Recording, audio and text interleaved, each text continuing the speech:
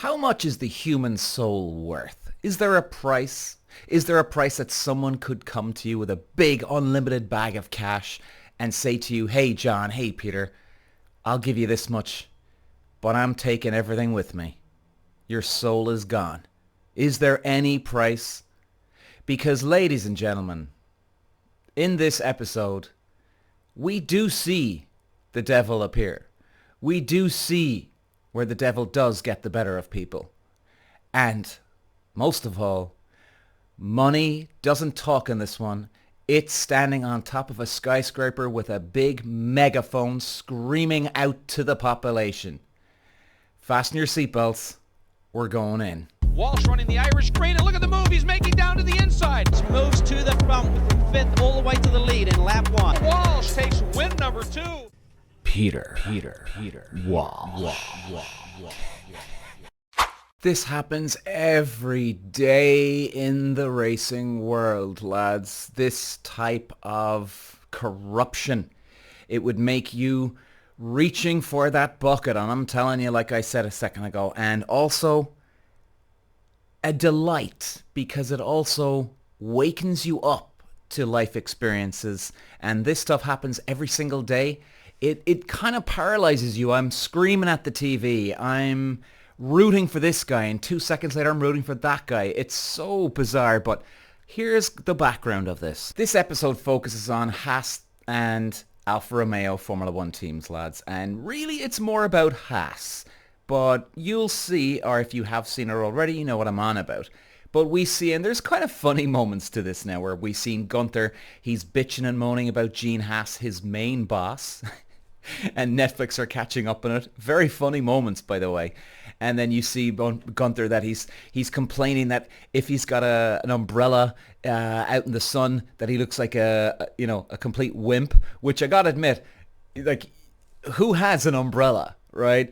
As you can see in a lot of the Formula 1 drivers, lads, and this is a true story, by the way, and it's just a good one to point out.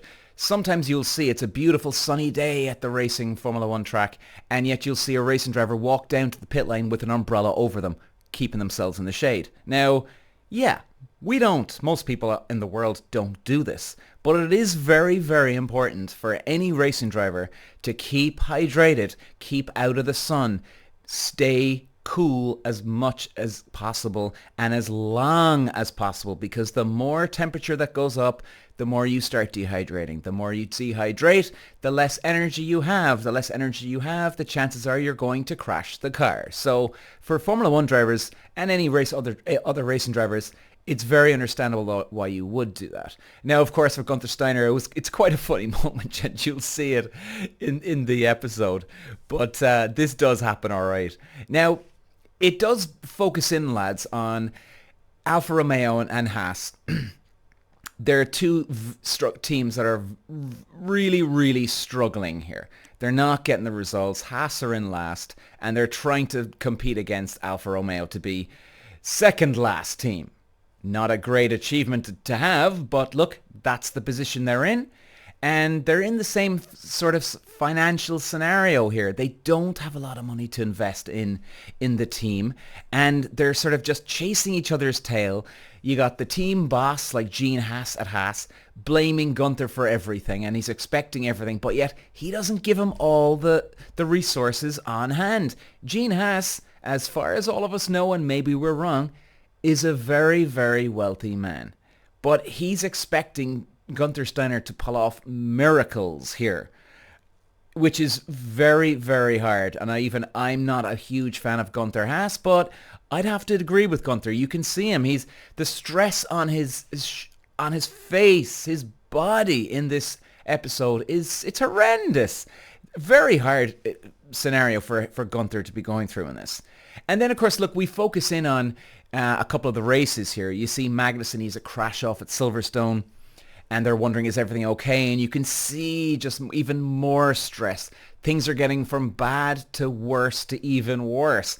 Then Grosjean comes into the pit lane, and this does happen, lads, right? What happens is, in this scenario, Grosjean comes into the pit lane. He's having a pretty good race.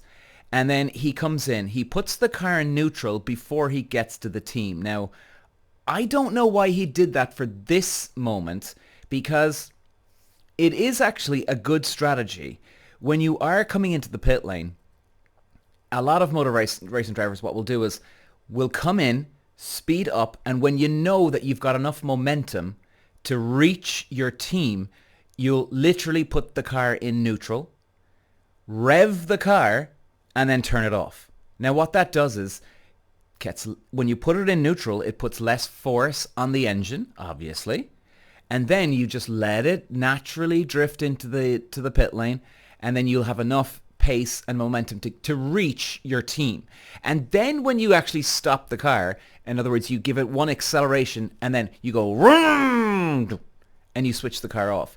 That just clearing the pipes. It just clears up perhaps any dirt in the system before you shut it off, and bang, you kill it straight away. Now, Grosjean comes into the pit lane. It didn't look like he did put it in neutral, but that's what they were saying, right? So apparently, he comes in, puts it in neutral, reaches the team. As he's trying to leave the pit lane, he tries to put it in gear, and it gets stuck. His whole race, he was having a pretty good race for Haas standards, and then it all goes to crap. And then he eventually gets it into gear. Gunther Steiner's then blowing on the radio, oh, he left it in neutral, and what's he doing? Okay, if he did, I don't know why he would do that. However, that is a strategy that you would use in practice or qualifying maybe. Now, obviously coming in for a race, for the love of God, I don't know why. Maybe Grosjean had more problems than we thought or than we found out. But Gunther's blaming Grosjean for this mistake. So we don't know the ins and outs.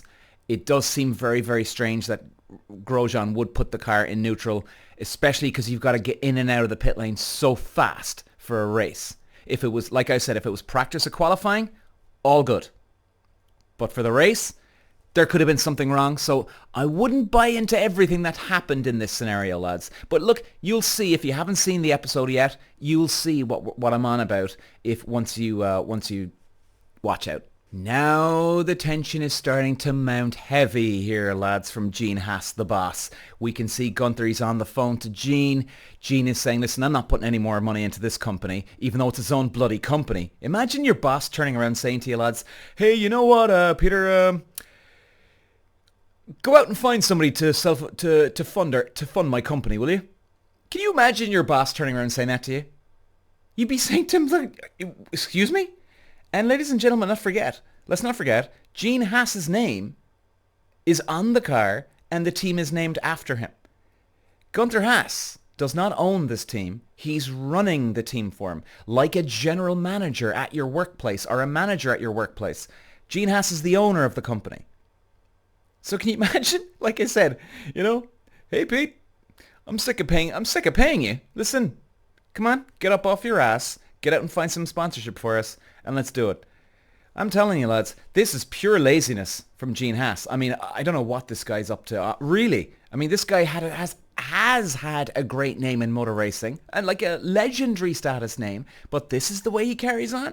It's insane. So then we see, and this is true story, guys, this happens a lot in motor racing, whether it's karting or any other level and Formula 1.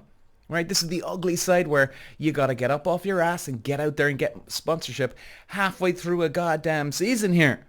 And then we see Gunther, he's calling into companies, he's wondering what driver could we bring in, and why is he looking at another driver? Because he knows that a lot of other drivers in Formula 1 have made their way into Formula 1 by bringing money with them. Even the legendary, one of the greatest of all time, Michael Schumacher, he paid his way into Formula 1, lads. He paid into the Jordan Formula 1 team to get that seat, and that's how he got there. Obviously, then he went on to get paid and was one of the highest paid athletes of all time, but to get in the door, he had to do it. This has been around for many, many years, and Schumacher did this in the 90s, the early 1990s. So it's been around a long time. So anyway, Gunther, he's getting out hat in hand. He's going into a German company, talking to them about sponsorship. Obviously now the company turn around and say, well, look, Gunther, we'd have more of an interest if we had a German driver on board. Now this makes a lot of sense, lads, okay? You've got a German company here. They want to get some bang for their buck. They want to get good value, exposing on the car, right? They want to get their maximum value for their money. And if they're a German company, well, why wouldn't you want a German driver? Now, it might seem cheeky that they're actually asking, hey, Gunther, well, if you had a German driver, you can imagine in some different sort of careers or in the business world, somebody would turn around and say, "Kai, that guy's got some balls, demanding a German driver, even asking, well, hang on, lads, did he mean demanding? What's this guy on about?" You know where I'm coming from here? But this is the racing world. And people know this. And like I said, back around to the Schumacher scenario. In the 90s, Schumacher did this. So sponsors coming on board know that they have this angle to work with because it's happened so many times in the past. So, of course, Gunther has got to think about it. He's got to go back to Gene Haas, talk about this. Can we get Schumacher on board? This and that, blah, da, da, da, da, right? So then eventually, lads, we do see, and here we come to the climax of the show. And you obviously, before we get to the climax, you can see that Mick Schumacher, Michael Schumacher's kid, is available. He's ready. He's waiting. He's in the Formula 2 Championship. He's leading the championship at this stage. He could possibly be that guy to get sponsorship for Haas. He could be that German driver to save the day. So, of course, they're thinking about Schumacher.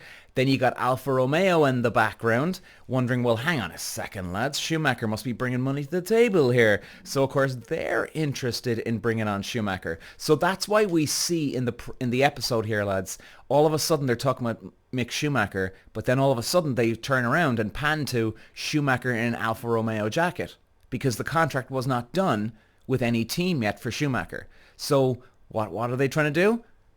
Alfa Romeo are saying, well, let's try and nab this kid before anybody else does, or let's keep him on the back burner, so at least we might have him as an option here. So of course now we got two teams fighting over Mick Schumacher, and let's not forget he's not in Formula 1 yet. He's in Formula 2. And in the Haas team right now, you've got two experienced Formula 1 drivers, and you've got two very experienced Alfa Romeo drivers here. But yet, these Formula 1 bosses are competing and fighting over two. They're not even rookies because they're not even in Formula 1 yet. You'd be a rookie if you've actually started in Formula 1 and it's your first year. They haven't even got to this rookie level yet. And here's the brilliance. Here's the beautiful part, ladies and gentlemen. And we're really going to break it down now. The drum roll, please.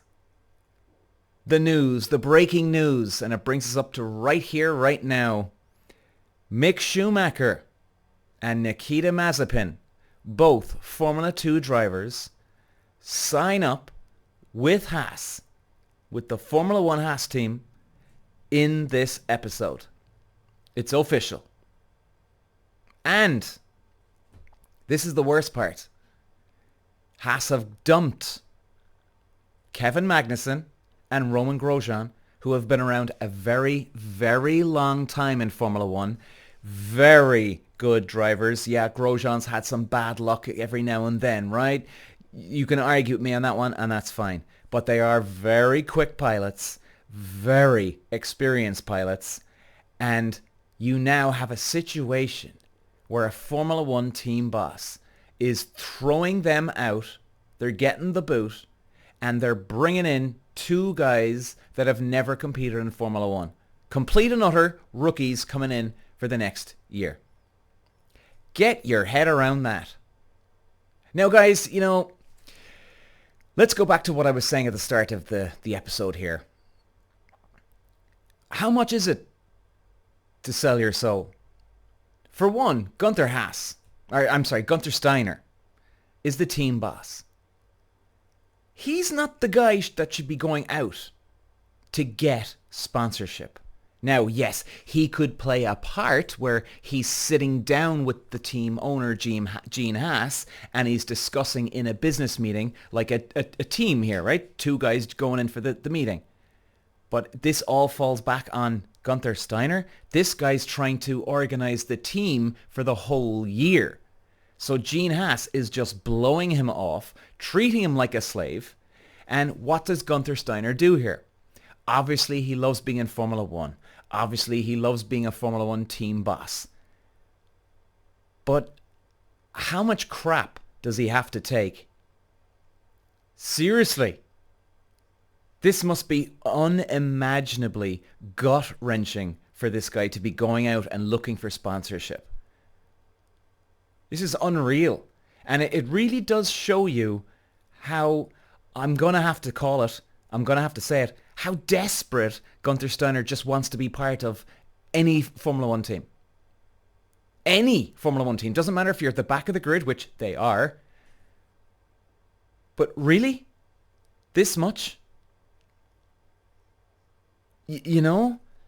I'm sure you guys, you can all relate to this. You've got some asshole of a boss, right? Asshole of a manager. And they expect you to be making the tea and coffees when you come in the morning, right? Even though it's not your job, but they just decide to pick on you or bully you. And then you end up doing it. And yet, you could be making great money. But yet, you're soul destroyed going in. 10 minutes before you arrive at work, the dark hurricane passes over and stays with you for the day because you know you're just getting pissed on at work. This is exactly what's happening to Gunther Steiner here. Now, of course, look, we don't know every single bit of information here. Maybe there's one or two things going on. But I can tell you now, lads, as a team boss, that is not Gunther Steiner's job. It's Gene Haas's job to make sure he delegates someone else to be getting sponsorship on board, not the team boss who's trying to run the operation here. That's crazy. Absolutely crazy. And then, and I do feel bad for Gunther Steiner here. Not only does he have to deal with Gene Haas, he's also got to deal with dumping two of his very good, very experienced Formula One drivers and bringing in two newbies. That must have been awful for him. And even more gut-wrenching, and even, this is where you have to wonder, selling your soul to the devil here? Because even as a team boss, okay, if he got over the Gene Haas scenario, okay, I can take this, lads. I can take this, all right? Don't worry, I can take it. I've got tough enough skin. But where are you going next year? Because now you've got two newbies coming in, and they've no experience. They've no idea how to develop the car. They can use their experience of, of what they've learned up through the ranks. Yes, of course. But you still want one guy, you know what I mean? You want Magnussen. You want Magnussen and Mick Schumacher, or Magnussen and Nikita Mazepin, or you could go with Grosjean. You know what I mean? Now, sometimes you don't have a call. And then sometimes you'll have a very experienced engineer, and that's all it takes. So, at the same time, lads, if you're a newbie coming in, it's not the end of the world. You can still do what you've done all your life. But if you're a team boss, I'm coming from, you don't take this risk of bringing in two newbies. You keep one experienced guy there, and that's it. Do you get where I'm coming from? So, lads, that's soul-destroying. That is unbelievable. I mean, I could see Gunther Steiner like crying in his wife's arms here. I mean, Jesus Christ. The amount of crap this guy's taking. And then poor old Roman Grosjean and Kevin Magnussen, they get booted out. All because two newbies are bringing some money along. And don't get me wrong, lads. I think Mick Schumacher is a lovely young man. He is such a down-to-earth, humble guy. And he's got his legend, Michael Schumacher. He's one of my favorite of all time as well. Loved Schumacher. Loved watching him, everything. So I got nothing against these lads. And here is the last piece of the pudding here. Not only did Haas receive sponsorship money for these two drivers coming on board, Mick Schumacher and Nikita Mazepin had to bring their own money as well. Yes. So Haas got extra revenue coming in the door. They got the German sponsor on board, plus they got Mick Schumacher to pay out of his own pocket to be in that team. And they also got Nikita Mazepin to pay his way in as well. Where does it stop? Now, I don't know if you guys agree with me or not, selling your soul to the devil, but if you're trying to win, you keep one experienced guy on board. And this type of scenario, this rolls into your next event. You know what I mean, lads? This isn't giving you confidence going forward into the next year with these two rookies. You need confidence in you. You're soul destroyed. You're soul destroyed from taking Gene Haas's crap, doing his job for him, and then just taking crap off him and then bringing in two rookies. And Gunther Steiner, he does love, especially Kevin Magnussen, and he does like Roman Grosjean. There's no way he wanted two rookies coming in. He knows he's stepping backwards here with the two rookies. Not good, lads. But you know something? It's a very good episode, lads. Definitely, if you haven't seen it, check it out. It's really, really good. And it's a lesson. Maybe you should think about what your own scenario. Gunther Steiner is paying a price. He's paying a price to stay in Formula 1. The only question is, to Gunther, is that price worth it? Taking all the crap off Gene Haas? Is it worth it? Would you think it's worth it?